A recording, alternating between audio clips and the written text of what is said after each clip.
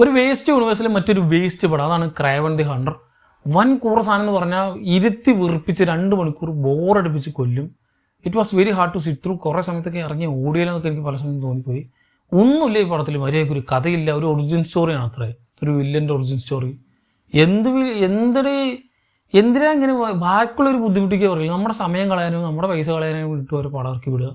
ഈ Sony Spiderman യൂണിവേഴ്സിൽ ഇറങ്ങിയിട്ടുള്ള എല്ലാ പടങ്ങളുടെ അവസ്ഥ ഇത് തന്നെയാണ്.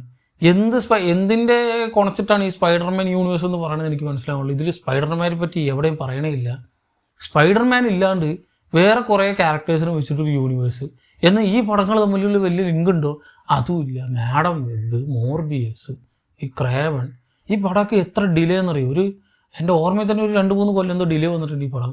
എന്ത് തേങ്ങാപ്പിണ്ണാക്കിനാണ് ഈ ഡിലേ വെച്ചത്? ഇതിൽ ഒരു കണ്ടിന്യൂറ്റി എന്ന് പറഞ്ഞൊരു സാധനമില്ല.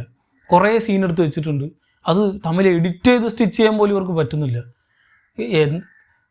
ഒരു സീൻ വേറെ ഏതോ ഡയറക്ടർ, വേറെ സീൻ വേറെ ഏതോ ഡയറക്ടർ എടുത്ത പോലെയാണ് ഇതിൽ ചെയ്തു വെച്ചിട്ടുള്ളത്.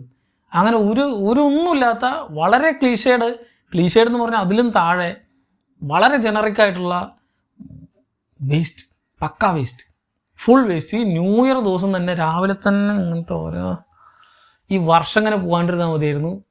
എനിക്ക് ഭയങ്കര ഇറിറ്റേഷൻ വന്നു ഈ പടം കണ്ടപ്പോൾ. തുടങ്ങി ഒരു 5 മിനിറ്റ് കഴിയുമ്പോൾ തന്നെ നമുക്ക് ഇതിൻ്റെ സാധനം മനസ്സിലായി, ഇതാണ് ഇതിൻ്റെ പോക്ക് എന്നുള്ളത്.